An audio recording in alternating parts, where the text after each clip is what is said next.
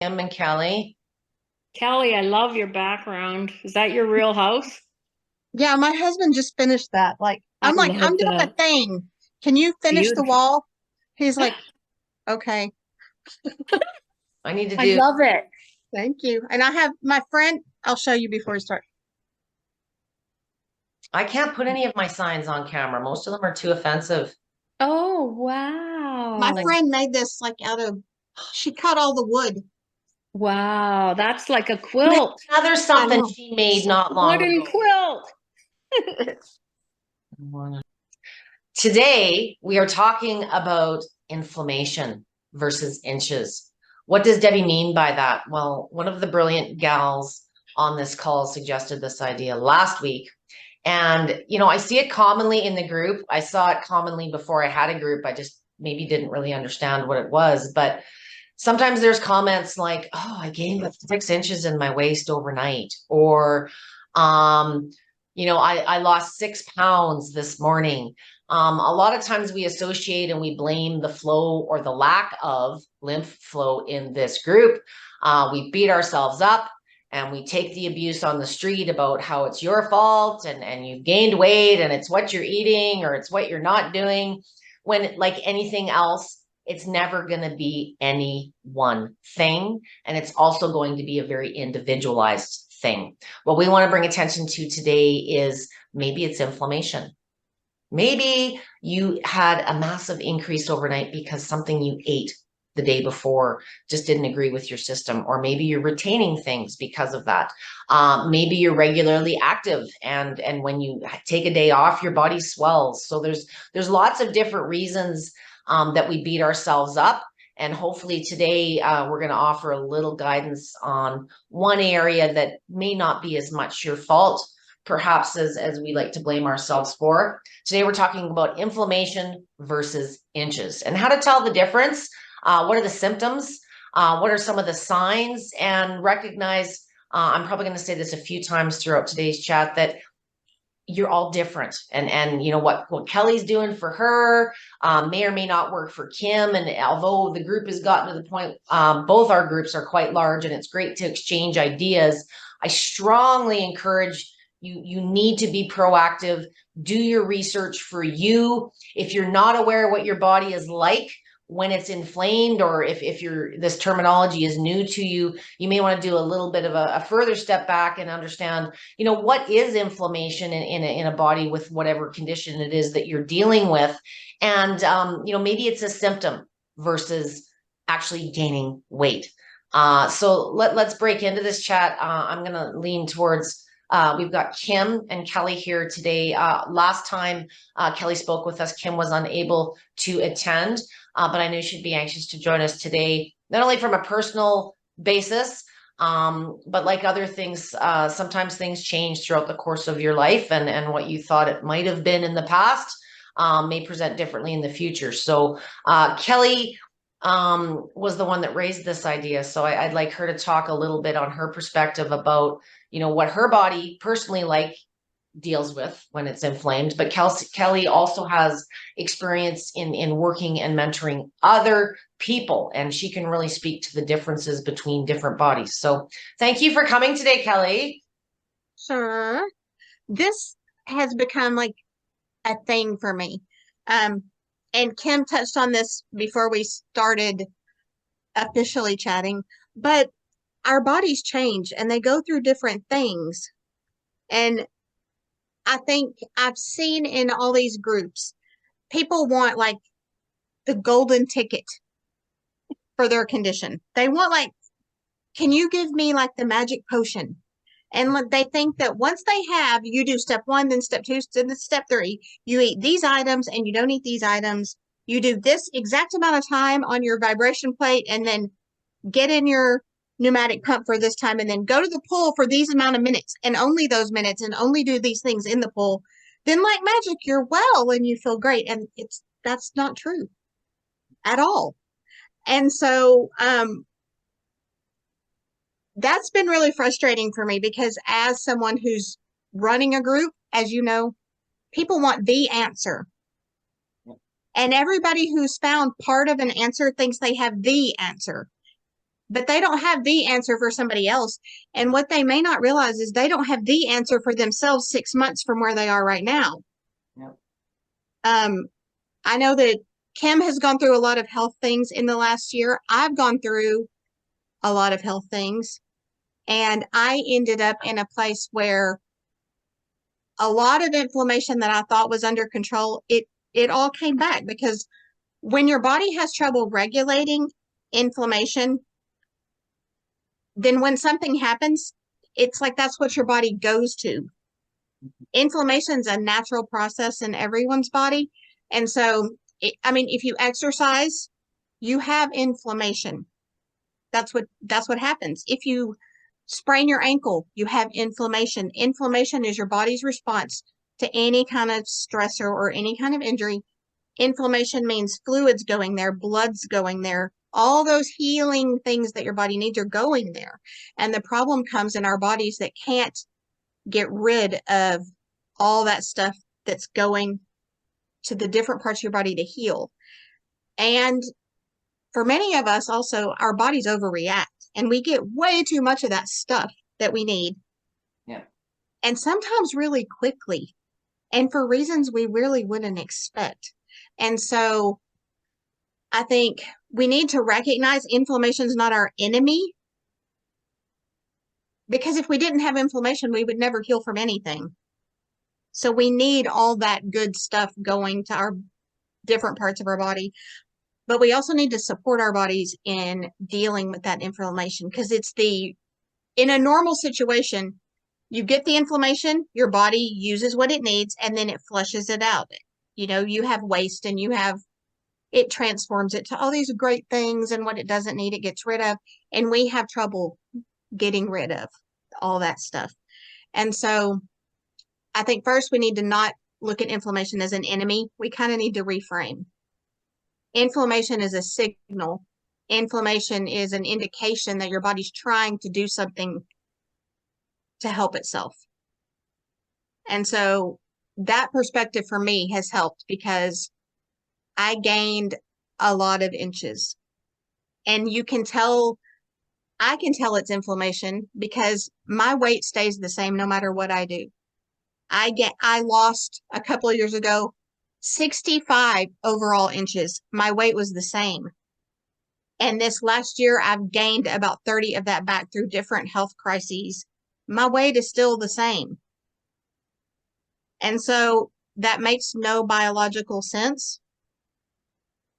It doesn't mean like that one day when I ate ice cream, I gained all this fat. That's not what it means. But on the other hand, I also pay attention to nutrition, and I know what makes my body not able to deal with inflammation very well. And so I support my body, but also don't blame myself for being a human and doing human things. But a lot of people, everybody's talking about it, but it never associates to you. Everybody's talking about all your mental and your physical stress. Well, mental stress can cause just as much oxidative problem so if you're beating yourself up and worrying about the ice cream you had, you're actually, just give yourself a break and say, okay, I'm gonna have it, own it, maybe have a little extra because it's gonna be a while, and then, as opposed to, oh my God, I shouldn't have had the ice cream, and I put the caramel sauce on it.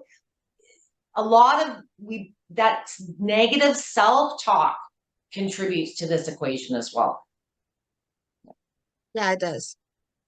And I think also when you're going through a lot of health things and your body won't react the way it has before, yeah, that's also like a mental strain. And whatever stress you're putting on your body doesn't care if you're stressing yourself out, or if you have an injury and that is physically stressing your body out. Your body just knows it's stressed out, and it's going to have these reactions. You're going to have more inflammation. And the more inflammation you create when your body's already it's over increasing your inflammation. That's not a real word, but you know what I mean? It is, though. I know what you mean. you're just making your body have to deal with more when it's already struggling to deal with things. And so, I just feel like there's a lot of misinformation, a lot of self-blame, a lot of all these things. And that doesn't excuse all the people I see. Something just happened. Can you hear that on my computer? No. Sorry. Okay.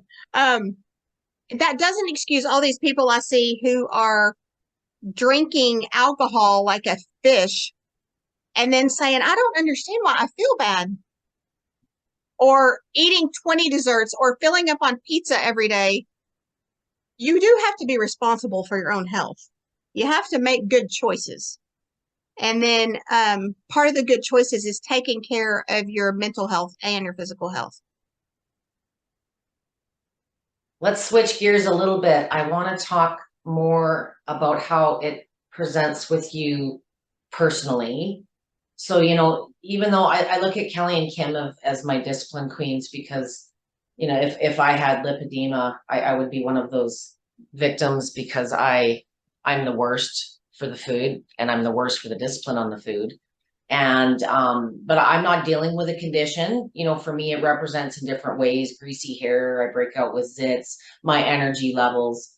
You know, we all know the food piece is probably the biggest contributing factor in a good and a bad way with any condition, as far as I'm concerned. So Kelly, if you could just recap, because maybe not everybody saw the first one, what your you know, whether you have a diagnosis or not, you know what you have. And you know, individually, give me an example of some of your triggers. You know, if you were to, you know, what would you plan for if you're having a night out, and what would you expect the next day or the week after, kind of thing? For me, I don't do cheat days, and I don't like to call it that, but people know what that means. Because I have severe reactions to things. If I accidentally get gluten, I can be in bed for 5 days. I mean, it completely knocks me out. And I have reactions to healthy foods that are on anti-inflammatory lists. And so, I have to be really careful. I can't do like tomatoes, and that is in the nightshade family. But some people don't realize the last time I had a tomato reaction, it was a tomato I grew in my own yard. So it wasn't a chemical they sprayed. It wasn't, you know, it wasn't any of those things that people might associate with that. I took out all the seeds. I took off the skin. I gently cooked it, not at a high temperature, like all these things. And 2 tablespoons of that tomato I gained. That was at dinner. By the next morning, I had gained 14 inches. And so I think one of the myths is it's unhealthy food that causes inflammation, and that's all it is. And while yes, sugar and white bread can cause inflammation, it does cause inflammation. It sometimes can be healthy foods. I can only eat one kind of salt. Other types of salt make me gain inches in inflammation, like Himalayan salt, which is supposed to be like, you know, the best salt. I can't eat it. And so I think you really have to know your own body, and you have to plan ahead. If I'm going on a trip next week, I call ahead to restaurants. I know what I can have. I know what I can't have. And it just makes your time when you're going somewhere more enjoyable. And if you know, yeah, it makes you not have to feel, I mean, you shouldn't feel ashamed, but it comes with it. Like if you're asking in front of everybody in your party, well, what's in this dish and what's in this dish and what's in this dish and can I eat this? And it's a big hassle. That's stressful to you. And you don't like sticking out and being different than everybody else in your party, you know? And so I can take food, or I know what I can eat, and I'll call ahead and speak to someone and just make sure that I have what I need. And I also know which foods I can have a little bit of, and I'll choose those times to have those. I can have dairy. I do fine with dairy. So I might choose a dairy dish as my, you know, my splurge. instead of something else. I wouldn't choose chocolate cake because the gluten would not be good. So I figure out what I can eat ahead of time rather than in the moment. And Yeah. so, and that is a good way to plan ahead. And also to just rest before you're going to go and do a thing like that. Because if you rest before, your body can better deal with whatever you're going to put it through. Yeah, that's a good point. Rest and recovery, Yeah. I talk very much in the group about it being a physical thing, but what we're talking about today is it's not always over exercising or pushing. Many of you are dealing with conditions to begin with, but even with general public, it's never just one source. I'm going to talk about some other sources of inflammation as well. Before I jump over to Kim, remind me your diagnosis, because I never pronounce it right. It's lymphedema you have. I have lipedema, and I also have thyroid issues and Ehlers-Danlos, the Yep. hypermobile type. And so all these things combined lead to more inflammation. And crossover to a degree too. Yeah. I'm gonna give Kim a little bit of an introduction here. Kim is my Durkheim's queen. Of course, we've done a whole series on this, and as much as I still don't believe any of these are actually rare conditions, because they don't seem to be rare in the group, I tell you that. But Durkheim's falls into the same sort of subcategory of the groups we're talking about, but completely different reaction. Kim has also had tremendous turnaround with her food, and the common theme between both ladies here is the proactive approach. Again, you are all individual. Anything we're talking about here today or in my group in general is always just a suggestion or an idea. You're the one that's going to have to do the experimentation, the trial and error, and through that process, you know what? You might find out that tomatoes aren't so good for you. You might find out that other things inflame you, and you have to continually be curious and plan for good days and bad days. It's a sad life if you're restricted in your food and your activities to begin with, but both of these ladies will attest to the fact that you change over time as well, as do your conditions. So don't rule something out just because it didn't work in the past. Continually be proactive and be curious. So Kim Warrior in Canada that has less access to anything. I don't want to say we kind of met this way, but you really kind of caught my attention and took off in the group when you started talking about your bio diet, which comes back to the food too. But tell us a little bit about your trials and tribulations with inflammation and when you realized that it was time to stop beating yourself up. Well, I've been on a journey for a really long time because a lot of people develop lipedema, develop Durkheim's disease, and I've been in pain since I was 4 years old. Not with lipomas, just like leg pain. Started out with pain in legs. So right off the bat, as a child, I know there was huge stress in my life with parents separating, divorcing. I mean, at one point, this is really bizarre, but my father drove into our mobile home at about 40 to 50 miles an hour and smashed into us 4 times. So you can imagine the stress and the inflammation that was created at that very moment, trauma, right?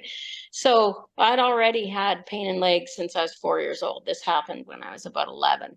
So that's just one little tidbit of my little horrific childhood kind of stuff where I believe I was born with it, really, because as far back as I can remember, my father had to rub my legs for hours at night after I'd been to gymnastics or I had PE that day in my classes or even playing out in the playground after school. So the pain thing's always been a thing for me, but I'd never known the word inflammation until I was older, quite a bit older, and dealing with these symptoms now, right? So my first lipoma was taken out of my SI joints when I was about 19 or 20. And so the cycle was created by what I was told, I got too fat when I was pregnant.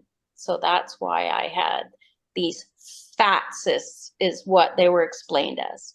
Wow. So again, fat shaming has been a part of my medical appointments for way too long, but that's just what happens. Gaslighting, you know, they just think you're this non-compliant dieter, and like not being able to lose my obesity easily and the pain, all of it has to do with inflammation. I know now, but like the learning journey that I went through, like it took me over 5 years to be diagnosed with my Derkham's disease. But on top of that Derkham's disease, which really answered a lot of the inflammation questions for me, was being diagnosed also with mast cell activation syndrome, MCAS they call it, and the hypermobile Ehlers-Danlos syndrome, which I also got. So I went down there for Derkham's disease confirmation, and I received 3 diseases diagnosis. 2 bonus So it was a bit of a shock. Oh,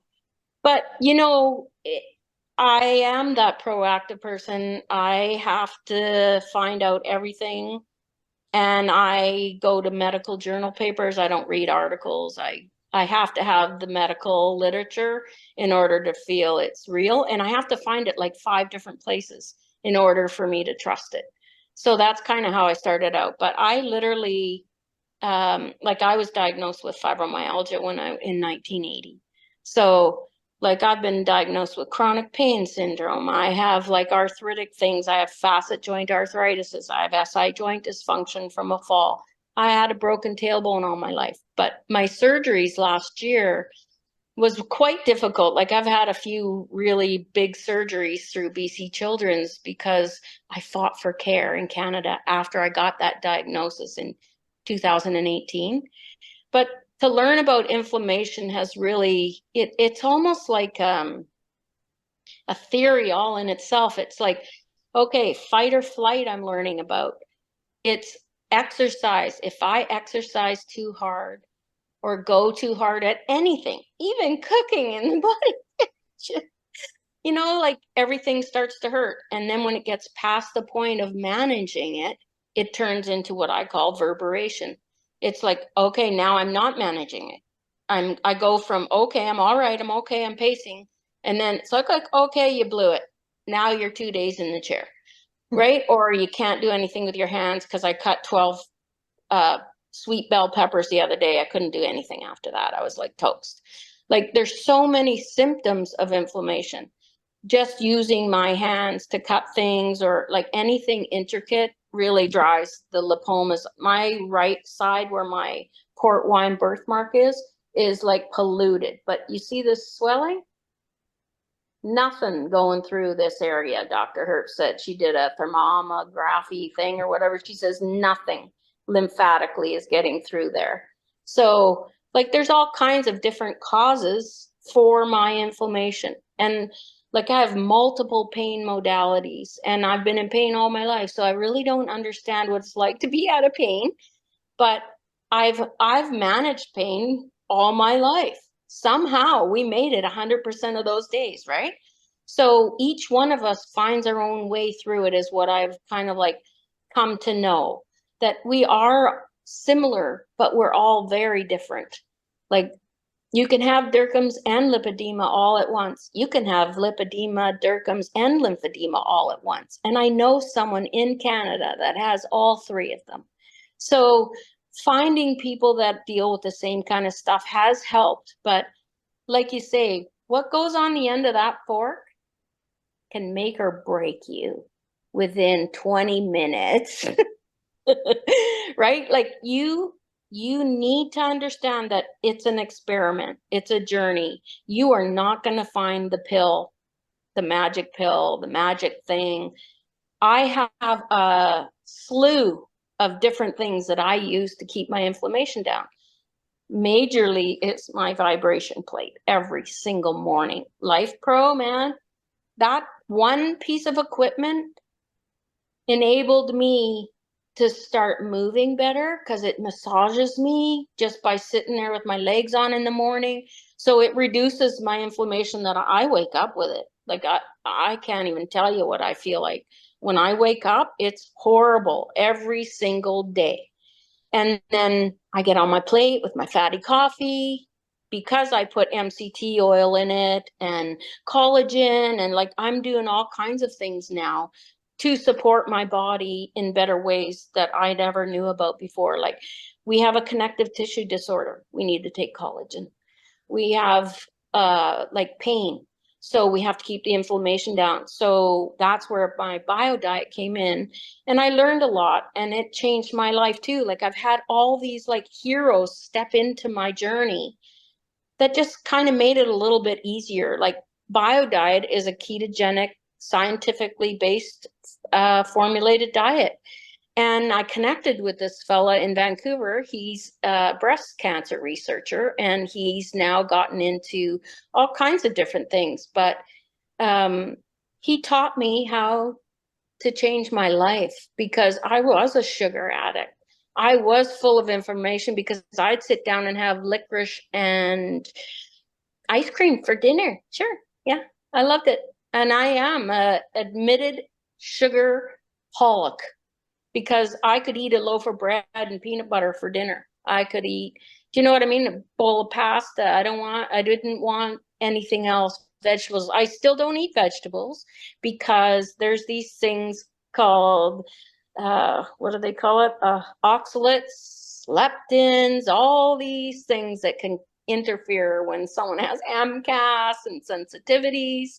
So like Kelly says, just because you can eat tomatoes doesn't mean I can eat tomatoes. And just because they're low calorie means zero. Calories are zero to me. The only thing that matters to me is my waist measurement. Even the scale lies, because, like you say, I can gain 5 pounds in a day from inflammation. When I bloat, I know I'm suffering with inflammation. Do you know what I mean? And the pain. So inflammation to me means pain. So I reduce my inflammation by lowering my carbs and keeping them in a ketogenic level. The more ketovore, carnivore that I turn into at times, because I go into ketovore, carnivore, I just flow back and forth. And then, like Kelly says, a cheat day. Yep, I do them intentionally. I plan them, and I know you are going to suffer if you do it. And I choose to do that because when I celebrate with family, yeah, I'm having the bloody piece of cake. I'm going to have a piece of potato. You know, those are things that I just don't eat. Like some things I haven't eaten for 4 years. I've been on this diet. And for 4 years, I have been able to do way more with my grandchildren because I'm in less pain, because I've reduced my inflammation. And guess what? I don't take hypertension meds anymore. Like within a year, I was off those medications. And truthfully, all I do is vape medical marijuana in a PAX dry barrel vape with no liquids and chemicals. Just because so many people do those things with the liquid juice and stuff like that. It's very dangerous. You'll get popcorn lung eventually for sure. So I do the dry barrel medical marijuana because I have to have something for pain control. Yes, I have my opioids. I have hydromorphone in the cupboard. I have tramadol in the cupboard for if I have like breakthrough unmanageable pain. Like when I was dealing with my tailbone being removed, I was on hydromorph in the hospital. But I came home with hydromorph because it gives me less nausea, I discovered in the hospital. So you don't usually get that prescribed to come home with. But see, because I am a rare disease patient and I am very different than everybody else, they prescribed that for me, but only 20 pills. Well, I still got 18 of them in the cupboard. Because you know what? I hate chemical prescriptions of any kind because I believe they cause inflammation. I am so chemically sensitive to anything. Like I don't take any pills unless I'm literally kind of almost dying from it. So that's inflammation to me. And what goes on the end of my fork matters. But do you know what I mean? You have to live and find joy in your life some places. So give yourself some grace. Have a a meal if you think it's worth the suffering later, right? And the exercise thing, too much is detrimental to someone like me with Derkham's disease, overexertion of any kind. And one last thing that causes inflammation to me is stress. Recently, I've had my sister die suddenly. My son-in-law almost died on me, and a family friend died. So all of those types of stressors really affected me, and I'm still trying to get back to where I'm managing better, right? So like you say, you can crash really quickly. And so we have to watch all facets of our life to kind of like keep it under control. Pacing is important. So I think that's all I got to say about it. You had a very important point that I just want to highlight, and I think there's so few universal things. I like to jump on them when they are synergistic effects. I mentioned this before we got talking, and synergistic effects you see a lot in the medical world, and it's how things interact with each other, and we tend to associate that term with taking different meds. Maybe you're on some meds and now you're taking something else, and it's how it synergistically reacts with that in your system. But that can also be relevant to food, activity, anything that your body is going through in the course of a day can interact with other things, be that medication, be that food, be that too much activity, not enough activity. And sometimes it can be overwhelming at the beginning of this journey. So many of you are hung up on trying to get that diagnosis, or or you've just been worn down because of the fat shaming or the stereotyping, and society as a whole has a tendency to do a lot of this. It's you and not me, and start being confident in yourself, in the information that you do know. And same goes for the exercise. Whether you're dealing with mast cell activation syndrome or not, you've got to be realistic in the body type that you're starting with. And if you radically changed your diet as much as some of you radically changed your activity levels, you'd have the same bad day the next day. Radically changing anything in your routine just tends to affect those with these conditions differently. And many of you are so good at your journaling and recording, but we don't always tend to reflect within. And we don't look at a red tomato versus a yellow tomato, or a purple tomato maybe being the source because you didn't have any ice cream or you didn't have any chocolate bars that day. So again, it's not always the quality of food or the quantity of food. But a lot of times, if I hear one more doctor say, well, you're diabetic because you used to live on hot dogs, every cell in your body can be replenished within a 10-year period, including your bones. So what are you giving your body as fuel? What's on the end of your fork, and be realistic with, how do I put this? If you want to be successful, don't be radical. Implement little, don't do the food and the exercise, and it can be overwhelming, but pick one thing. Maybe it's, I'm not going to have 10 coffees today. Maybe I'm going to have 2, or maybe I'm not going to have sugar and cream in my coffee, or maybe I'm just going to cut out bread this week, and start experimenting. To Kim's point, I think the wrong approach is to do radical change, because just like exercise, it becomes hard to understand, well, maybe what was causing the issue or contributing to it. Whereas if you slowly, cut out the bread this week, see how you feel. That's right. One thing at a time. How you feel. Sorry? One thing at a time for a while, right? You won't know what's wrong or what's working if you're doing, oh, well, I change that. Oh, and I cut back that. And oh, I'm not doing that anymore. That's an experiment that's failing. It's to be after that doctor's appointment. You've had the reality check, or you've been to see the therapist, and you come home and you got that tongue lashing of all the things that you're doing wrong. And it took us all a long time to get to the state of health that we're in, whether we were taking the right steps along the way or not.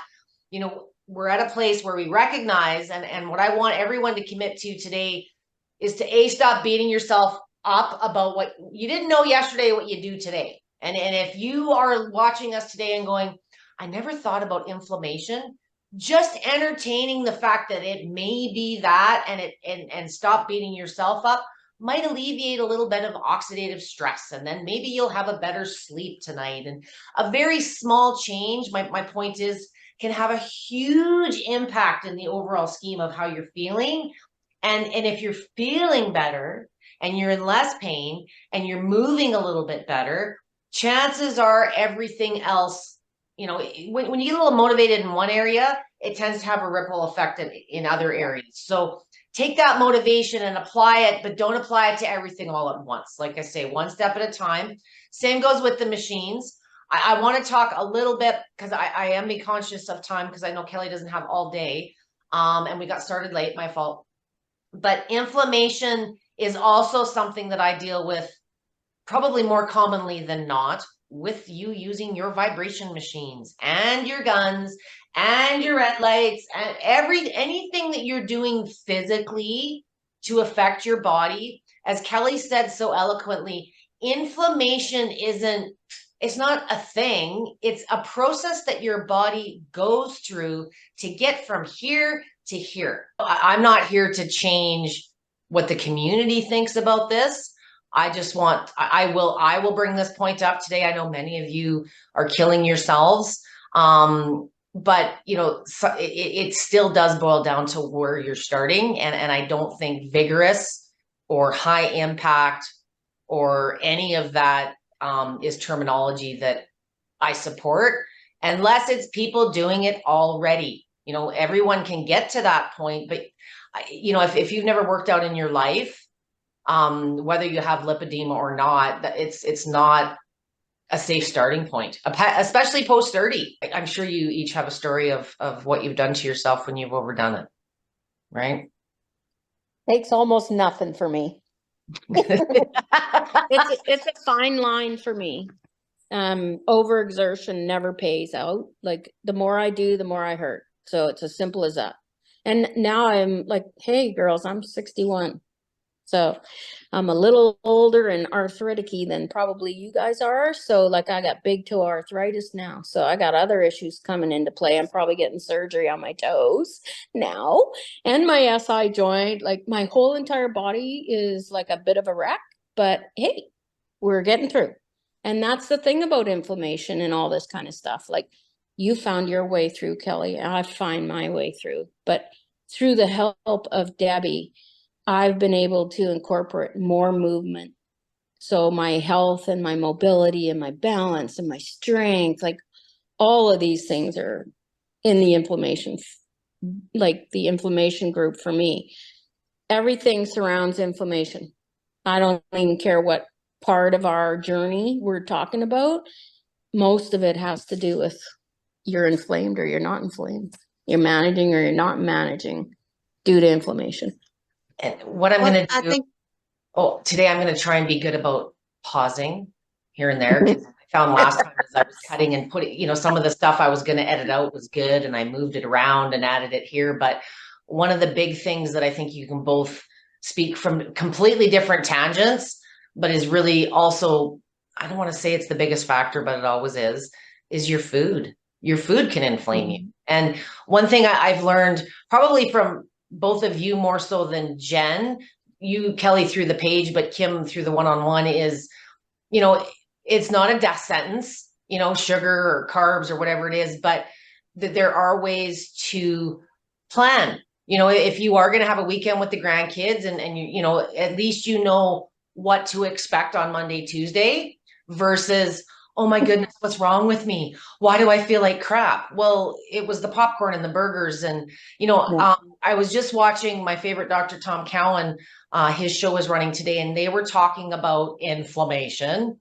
And sometimes they make fun of studies. That's why I love watching them. Sometimes studies are so, and it was talking, I don't know if you've ever heard the term cytokine storm. Have you ever heard that?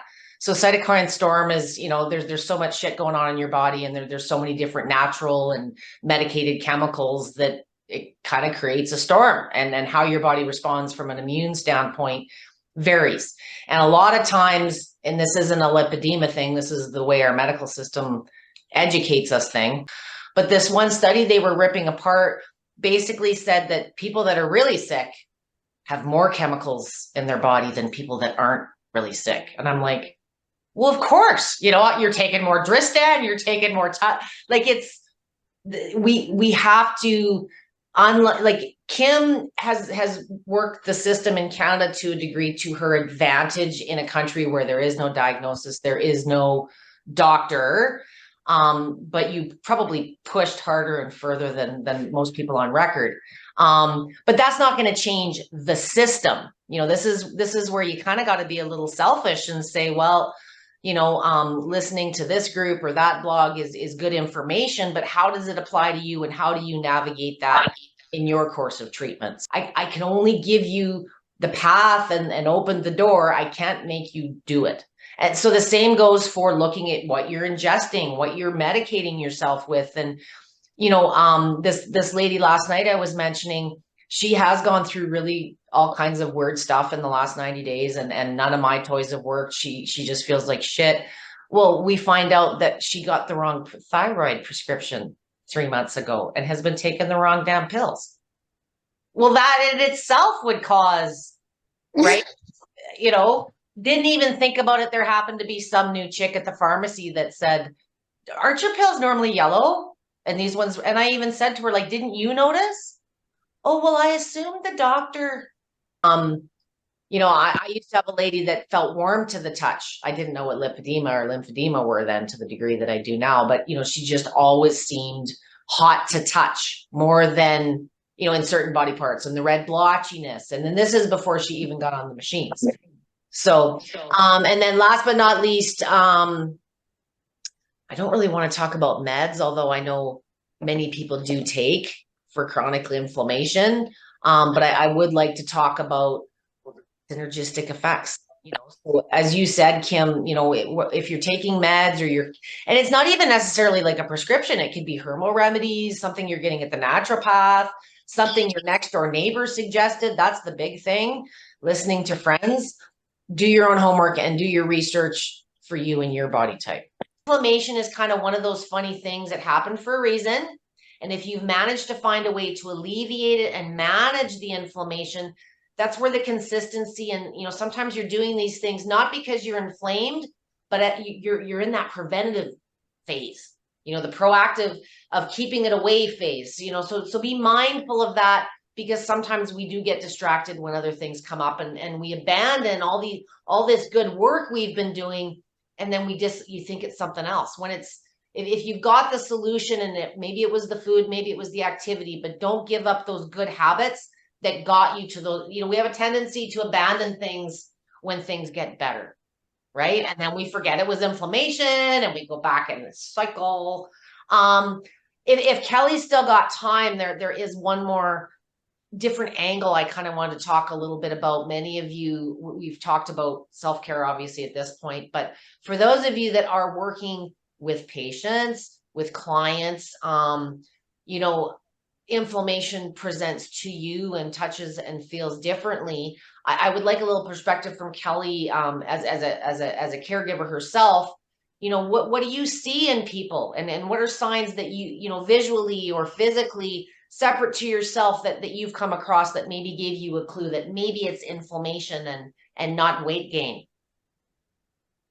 I think part of it is it did start with myself. For sure. But one of the biggest clues is if there's inflammation, your tissues, they feel different. They will feel hard. Like muscle and fat, they're not supposed to feel like bone. And I see so many people, like my calves are so tight.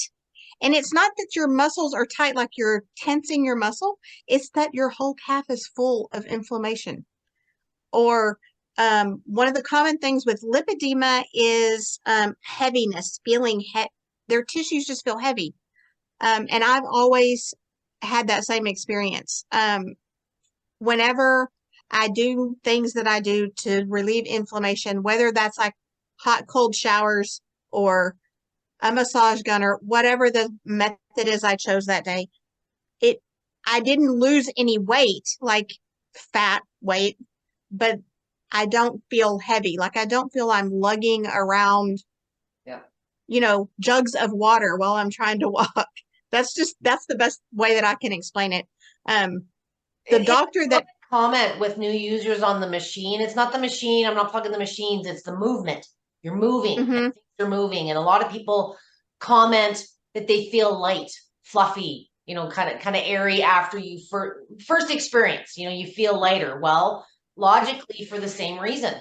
Things are Yeah, it's moving, you're moving stuff. One reason I like either the massage gun, the vibration plate, whatever you're doing that's a whole body thing, it's because it's a whole body thing. I mean, this is not, you may have wide hips and thick thighs because you have lipedema. It's not a butt and thigh problem.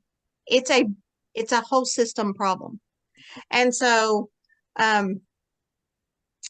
they talk about nodules, and I think that is very confusing if you're not a medical person, unless you're someone like Kim who has Derkums and it's very obvious that you have lumps in your skin, because it's very hard for me to feel individual bumps, but your skin is lumpy and bumpy, not quite like cellulite. It's not quite the same. Mine are more like tumors, like actual balls, or my Derkums lipomas can be like 3 sections, like a blob, like in here I have a 3-section lipoma. So, this is diffuse fluid and inflammation in here. There are little lipomas all through here, but you see the swelling and the diffuse swelling there. But in here, it doesn't look like there's any swelling, but I mean, if you've seen the difference of my arms, you would see, oh, that arm's so much bigger. Well, it's because inflammation's in there and it constantly is a swelled situation. But like, you could actually take these encapsulated things out, but I also have different kinds that are more like lipedema fat. And they took one of those lipomas off my hip this last time, and it was a teaching hospital, and some of the students actually came out to talk to me after I had a hematoma, after they took this like 5 inches by 1.5 deep. But he says, it wasn't in like one sack. It was like this weirdest tissue I ever saw in my life, he said. So like, just those student doctors and surgeons being in there while this was all going on, like, we're teaching people in the medical community, because I've never seen anything like that before in my life. And then off the other hip, it was an enclosed lipoma. So different kinds of tissues. So do I have lipedema on my hip, or do I have Derkums on my hip? The label wouldn't matter, because there's just... It doesn't matter. Yeah, it doesn't Kelly, matter. with nodules, very common. It's interesting you raise that, because terminology is another way that causes a lot of stress in my world, because sometimes, it's like me calling the group fat disorders. I know it upsets people, but when you don't know what it's actually called yet, you just know what you're feeling or what you sense it may be. So nodules is a common, a lot of people say it's a nodule. Yes and no. But again, is it a lipoma? Maybe it's a lipoma. Yes. If you have nodules, if you have lipedema, I question. Yeah.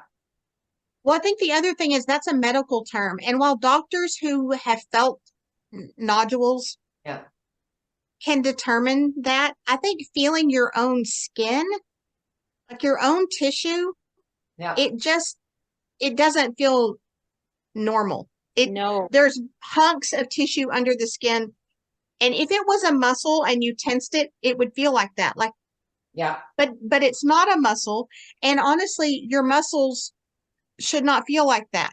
Your fat should not feel you shouldn't have resistance. If you have a jelly belly, it should be a jelly belly, not like you're hitting something Hard. with it resists your touch. Fat Yeah, is 'cause you supposed to be can't soft. even squish it. Like if you have Right. lipedema, you can't pinch your fat. You can't. Right. You can't. Yeah. I had To measure you with the yeah, The you can't. caliper things, they can't pinch it. well, I think that's why all these body scanners are becoming such a big rage right now too. Oh, But the DEXA scans, yeah. go back to, which I knew about 25 years ago, and everybody thought it was a vibration machine, the DEXA scan.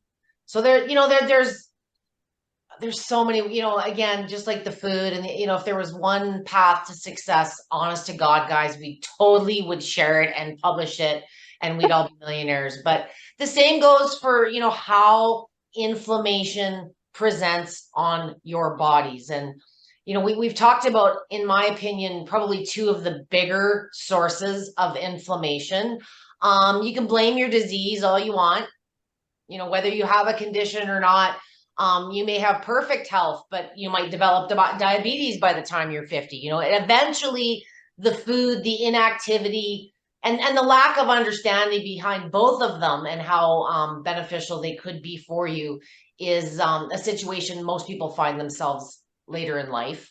I'm pretty sure, I don't know what the statistics are, but it's probably very much like gym memberships. I think there's only about 6 to 7% of the population that do everything they're supposed to do right all the time. And let's face it, we live in a world where, I don't want to say we're set up to fail, but when a bag of chips costs more than a piece of fruit or a piece of meat, and meat has tripled, quadrupled in price, we live in a processed, packaged, convenient world. And I think a lot of the reasons we seek those types of solutions is we simply have, that's the way our world has us thinking. There's got to be an easy miracle pill. Okay.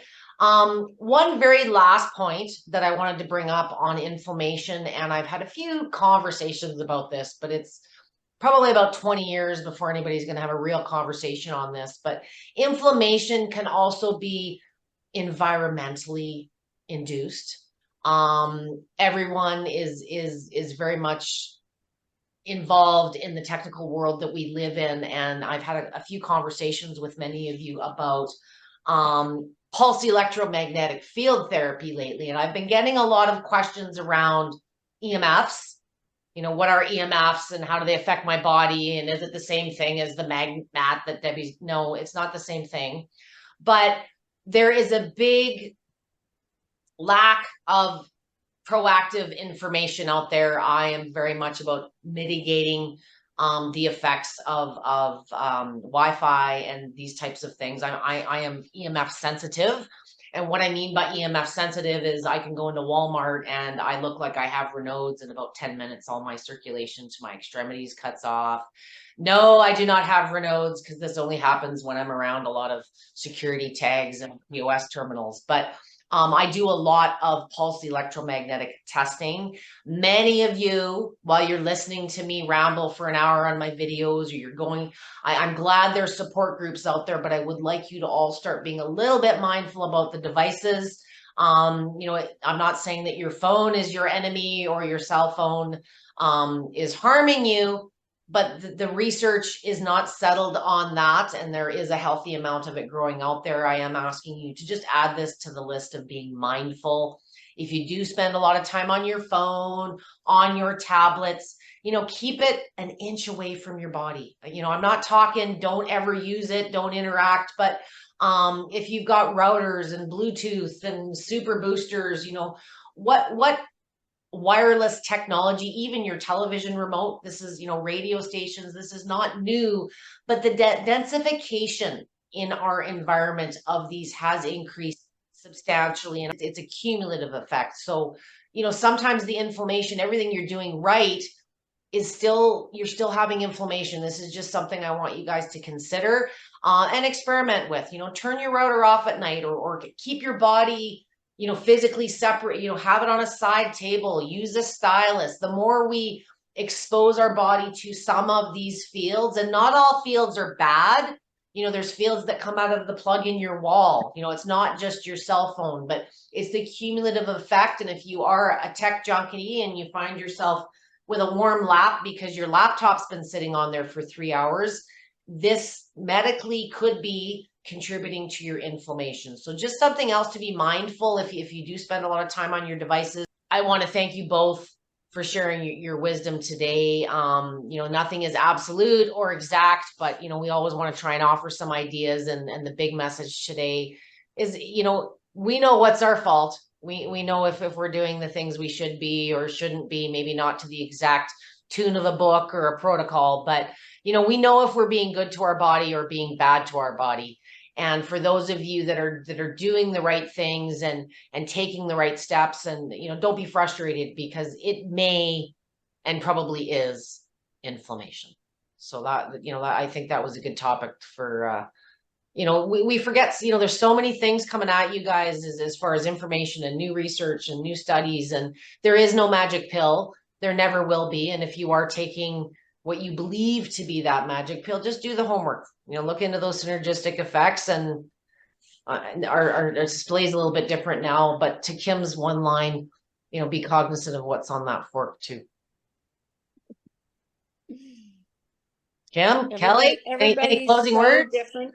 Well, everybody is so different. We all have our own tolerance to whatever we struggle with, but do your best. Get up. Every day is a brand new day to try again, right? Like, be consistent.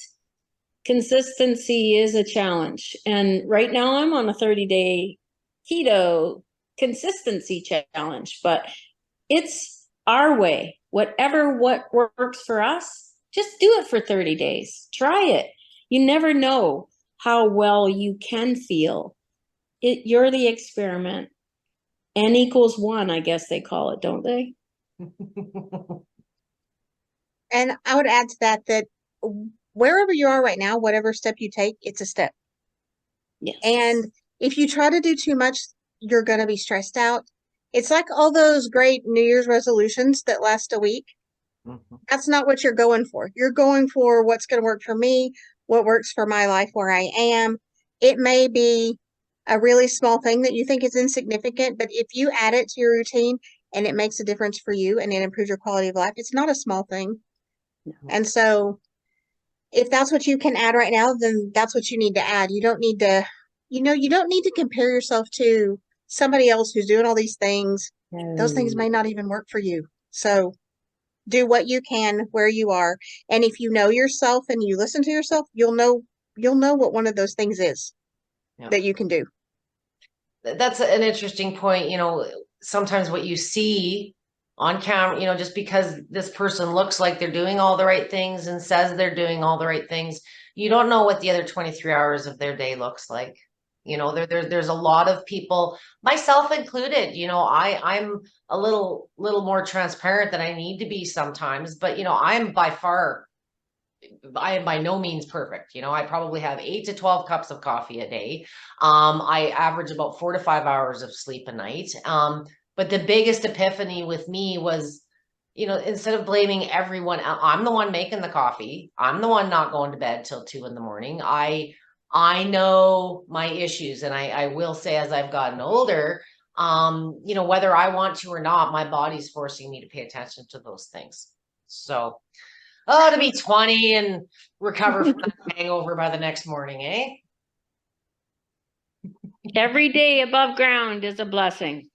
That's right. Yeah. Well, thank you, ladies. And I can see the food in both of your complexions, unlike mine. Everybody says, oh, but you're skinny. You always want what you can't have. I've always had straight hair. I want curly. My whole life I was a big girl. I'm slim now, but still to this day, 20 years after becoming a size 2, I still got to buy shirts that cover my bum.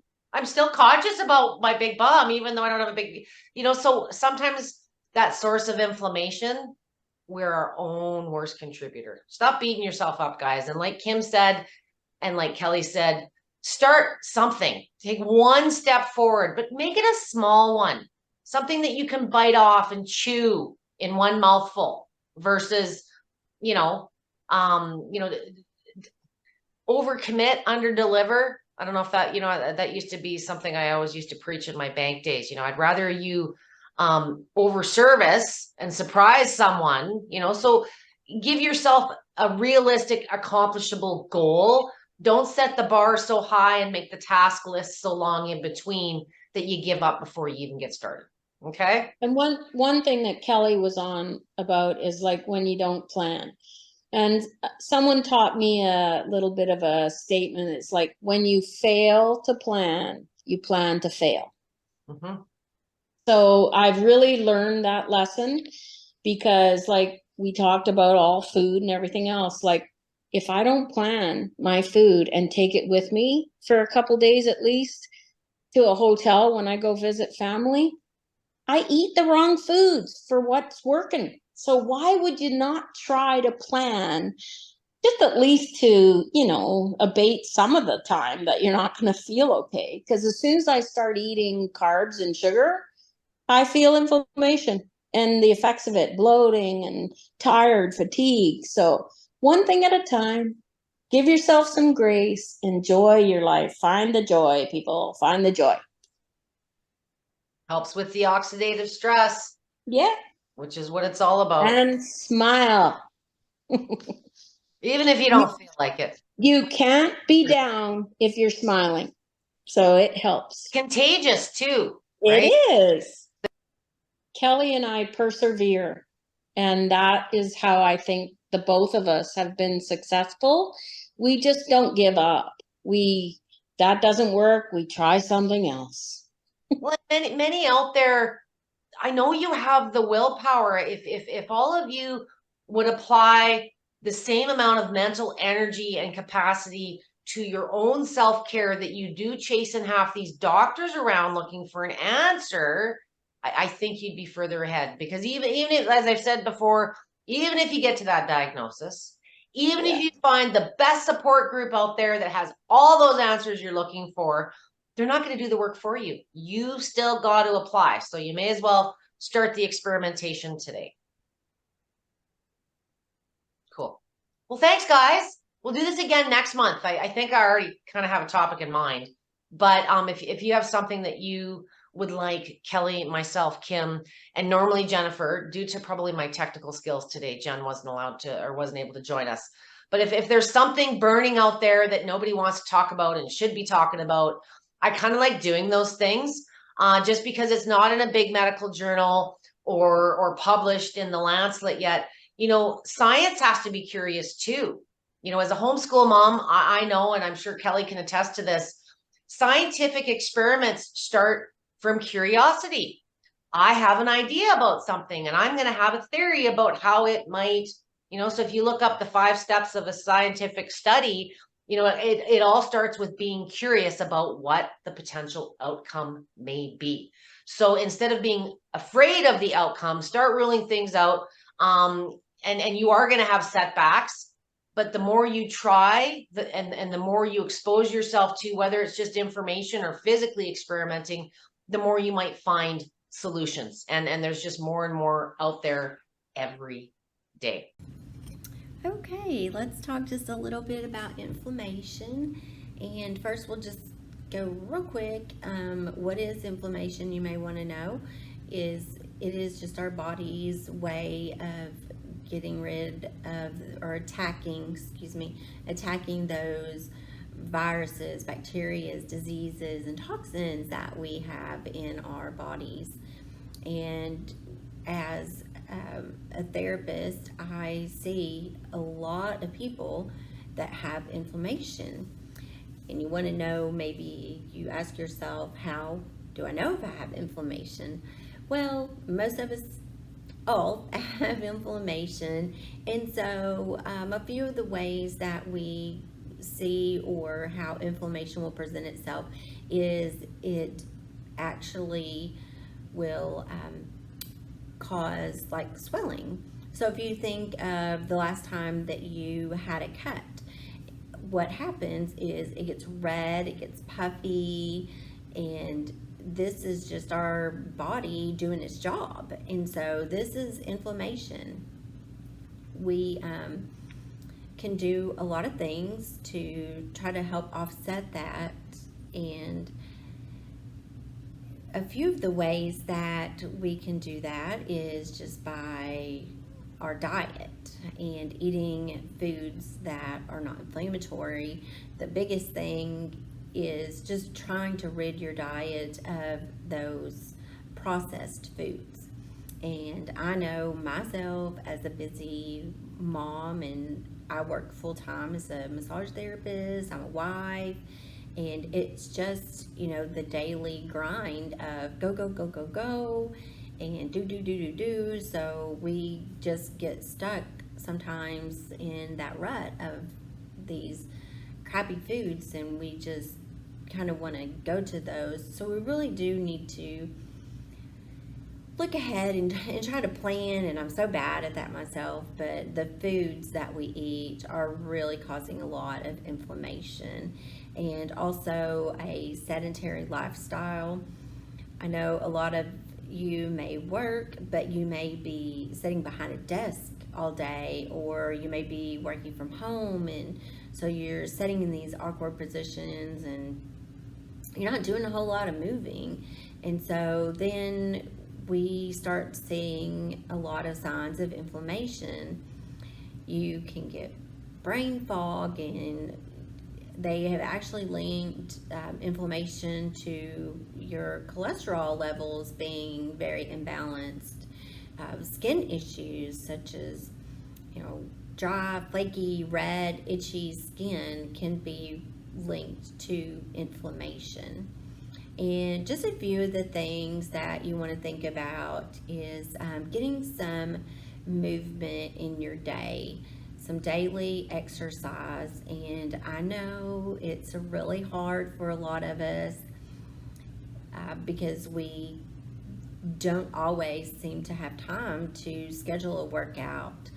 But I know I live here in Arkansas, and so it's getting that time of year where the weather's getting a little cooler.